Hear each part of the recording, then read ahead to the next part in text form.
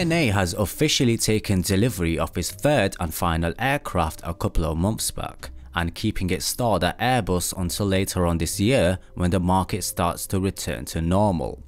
So the only airline expecting a new aircraft is now Emirates, and they have 4 more aircraft to take delivery of.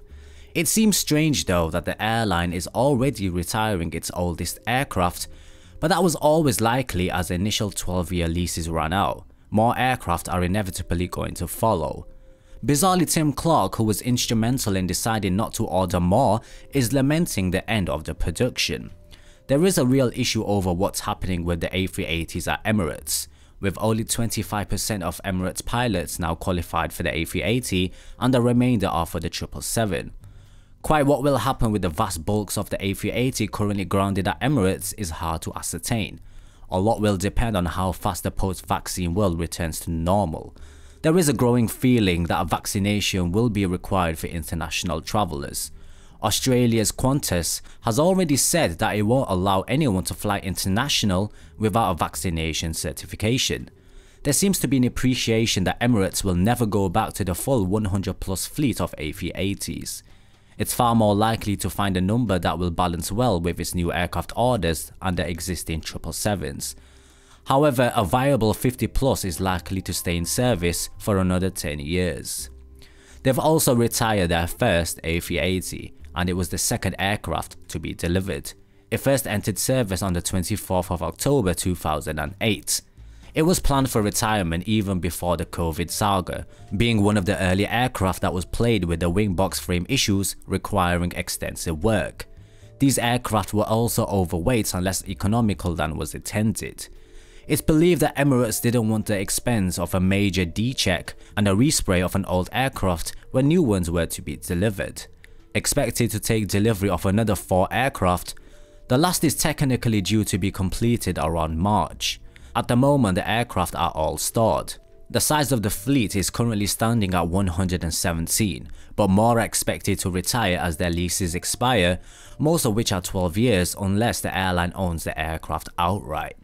Now, if Emirates decides to keep its 777-9 order, they are the aircraft that will replace the A380s over time, and while there is always the aspect of what we see as waste, the building of huge aircraft whose lifespans are ridiculously small, a business sees it as capital spent, last year's money and never coming back. The next set of results are what matters, and getting rid of relatively new aircraft can be fiscally beneficial, no matter the environmental impact, because that's what they'll do. In some ways, that's the worst tragedy of the A380. Emirates aren't saying why these particular aircraft are poor, as their oldest goes back to 2008, but often it comes down to the cost of the interior and exterior refurbishment, or the number of landing cycles. If it's being used on especially short routes, it may even have a shorter airframe life than an older aircraft. It's more probable that Emirates, which needs new landing gear and equipment for 3 of the A380s, a whole new set costs $25 million, and finds that these have the right type of parts and systems to make them most valuable overall once broken up, hence saving it money. There's also Emirates overcapacity issues, and removing aircraft is a good way of easing that predicament. Emirates will be retaining 115 aircraft from 2021, reducing it to 90 aircraft from around 2025 through 2030, and using the rest to support its in-service fleet. From 2030 onwards, the plan is to incrementally reduce the fleet to 0 by 2035. Now, if you work out an A380, it would take something like 35 years of fuel burn to equal the CO2 it costs to build. The counter-argument, of course, is, well, at least it's not burning something right now. However, something else will be, so in fact the A380 is an environmental impact disaster. It's never paid back in what it used to cost, either fiscally, practically, or even environmentally. Arguably, it's been the most disastrously bad aircraft ever made from an environmental standpoint. Yet it shouldn't have been if it had been used properly, maximizing passenger numbers over a 30-year plus lifespan, rather than seeking high revenues for minimizing numbers and concentrating on high-end business for first-class flying. The facts are that nobody wants an A380 second-hand, and there's a huge market for parts, which are far cheaper than buying new ones from the manufacturer. Emirates has zero financial interest in the aircraft it scraps, as they've already been written off in accounting terms, and any value they have is entirely as spares, and even then only as money not spent buying new parts. Ironically, as it seems the best way for an A380 to serve the airline once drawn is by reducing expenses on the maintenance of others.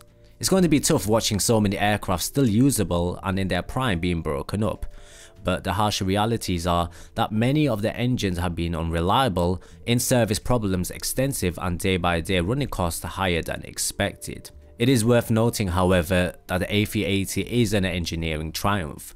It's an industrial cooperation triumph. It's an extraordinary aircraft, but its only real validation was in carrying large numbers of people, something that the airline business and human nature would never let it do.